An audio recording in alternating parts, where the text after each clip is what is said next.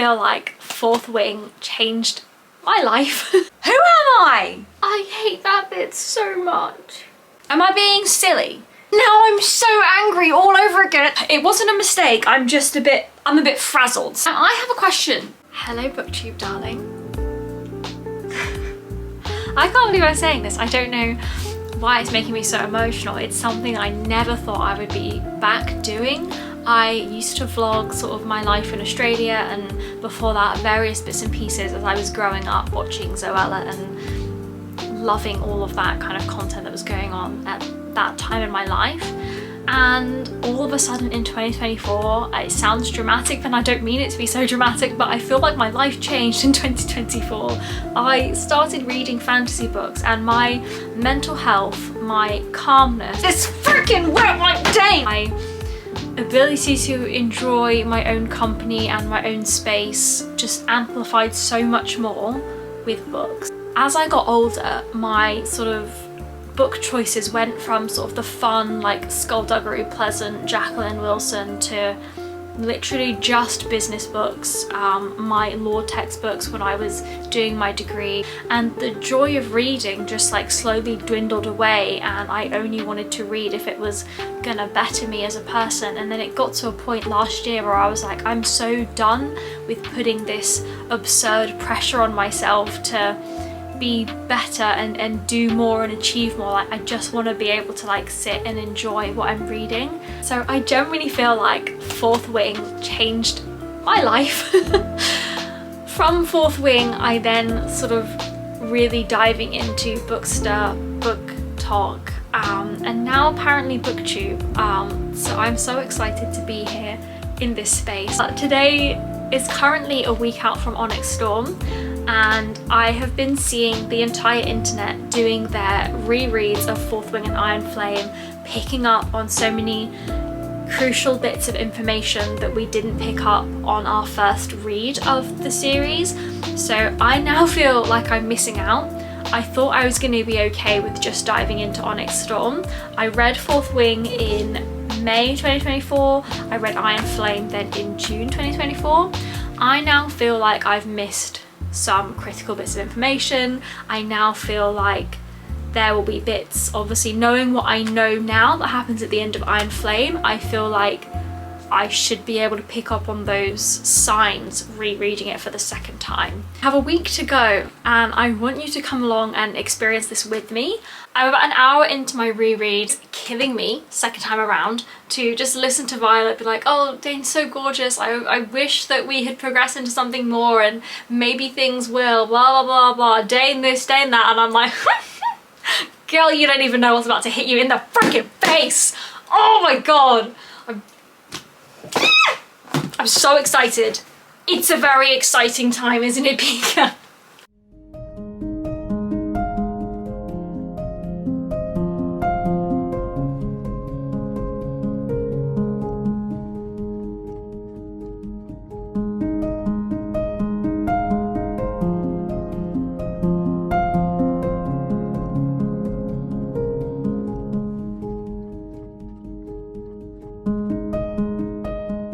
And now on to part 3 of Fourth Wing reread, with about 4 hours left of the audiobook, so I'm going to call it there for day 1. I think that's a solid effort.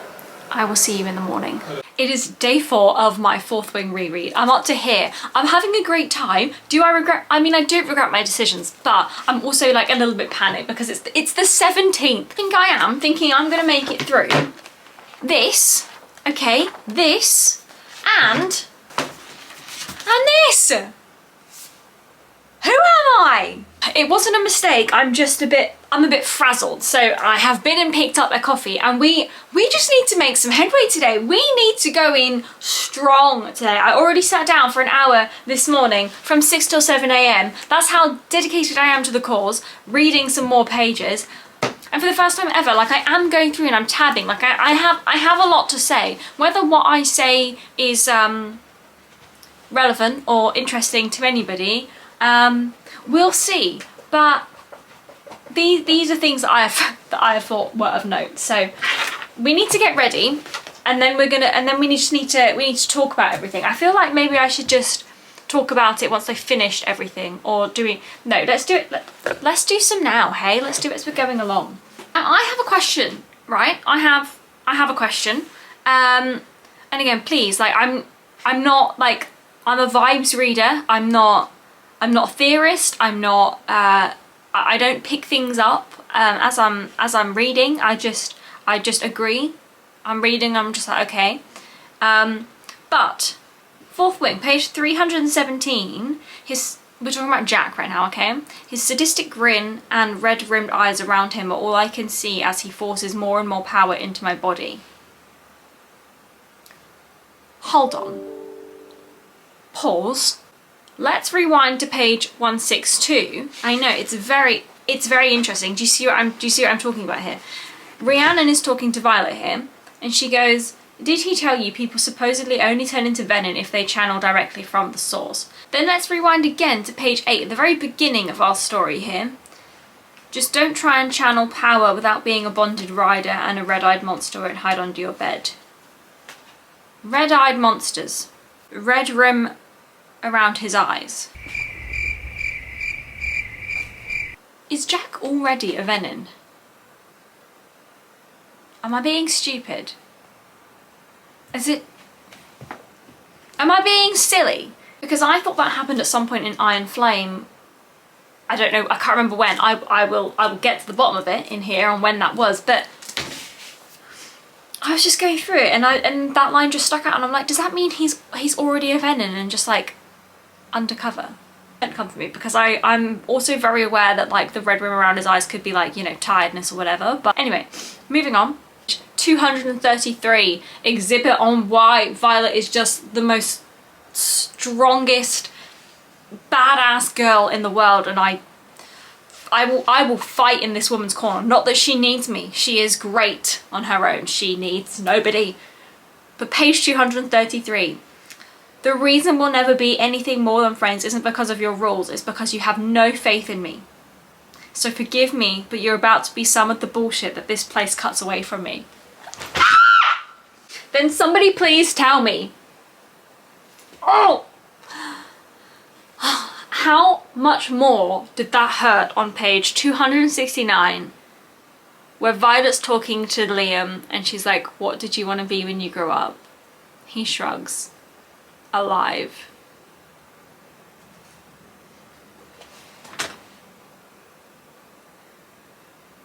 No. I didn't pick up on this on the first time around, and I find it so funny now, like all of the thoughts that Violet has about Xaden comes hilarious on page 288 when Xaden says, I am annoyingly aware of everything you do, and she thinks it's because of Liam. And then when we get the first kiss, like this is my favourite enemies to lovers ever. How Rebecca, please tell me, how do you write something so flawless, like such a flippin' masterpiece? Like, I actually believe that they were enemies to begin with. So many enemies to lovers tropes don't have that really strong, like, actual enemies element to them at the start. This one really does, and so it just makes it all the more insane and amazing when they finally get together. It's that kissing you would be a cataclysmic mistake. We'll both regret it, naturally. Fuck it. My favourite line in the entire first kiss scene is outrageous. It floors me time and time again. We're a tangle of tongues and teeth, questing lips and hands as the snow falls around us, and the kiss consumes me the same way the power had before. So thoroughly, I can feel it in every cell of my body. Hold on. Did the penny just flip and drop? Page 366. What has Sigel said about signets? It reflects who you are at the core of your being. It makes sense. Mira's protective. Dane has to know everything, and Xaden has secrets. What we know about Violet so far is that she's so smart, she's so knowledgeable, information, like, is her power. Like, she has an answer for everything. Like, she's got it all going on up here. Like, so if it reflects who we are at our core being, that means Violet's second signet has to be information, linked to information. So is she also an intrinsic No, because this is making me tear up. Like, how does she not see it yet? When they're talking about birthdays and she goes, mine is in, and he cuts in with July. I made it my business to know everything there was to know about you the second I saw you on the parapet. She goes, because that's not creepy. And he makes a joke about, like, you can't ruin someone without understanding everything about them. And when she asks if that's still his plan, he goes, no. This bit isn't a representation of like how electric their passion and their fire is together, and a whole representation of their entire relationship, then I don't know what is. Like when Xaden has an inkling that Violet is a lightning wielder, and she asks him when he thought that, and it was when Taryn first channeled power to her, and she asked when that was, and Xaden said it was when you first kissed me. Like, come on. Get out, because I forgot this, and now I'm so angry all over again at this freaking wet like Dane. No! No! How did I forget? So Xaden says, what did Dane say to you before we left? He leaned in and whispered something. I'm sorry, that was all a lot of shouting, wasn't it? I'm sorry. Violet says, he said something like, I'll miss you, Violet. Xaden realises what's going on, and he said I was going to get you killed. Oh! No, Liam, I cannot take this. We watched as our parents were executed because they had the courage to do the right thing. I'd like to think my death would be just as honourable. The Fourth Wing TV show comes out. I don't think there's going to be any way in hell that I can watch Day's death. I physically, I will not be able to do that. Oh, I hate that bit so much.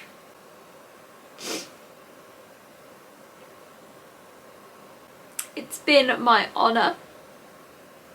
Oh, God. Okay.